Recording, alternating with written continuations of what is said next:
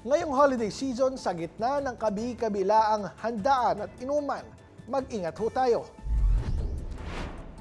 Ayon sa Philippine Heart Center, sa ganitong panahon umaakyat ang bilang ng tinatamaan ng sakit sa puso o kung tawagin nila ay Holiday Heart Syndrome.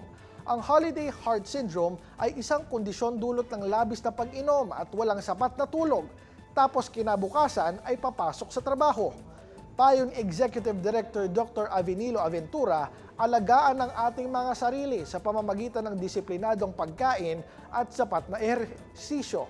Batay sa datos ng Heart Center ngayong 2025, nakakapagtala sila ng nasa 40 kaso ng stroke kada buwan.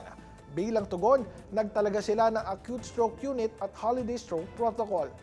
Kahapon din ay nag-ikot-ikot si Department of Health Secretary Ted Herbosa o DOH sa National Kidney and Transplant Institute at Heart Center para tiyakin ang kahandaan ng mga ospital ngayong holiday season. Ito ay bahagi ng kampanyang Ligtas Christmas 2025 ng ahensya. Layo nito na matiyak ang kahandaan ng ospital sa mga emergency medical service sa mga sakit gaya ng iba't ibang sakit sa puso, mga aksidente sa daan at fireworks-related injuries. 437 na umano ang naitatalang namatay ngayong taon dahil sa stroke, heart attack at asthma. Samantala, nakataas ang Code White Alert sa lahat ng pampublikong ospital sa bansa simula noong December 21 na magtatagal hanggang January 2026.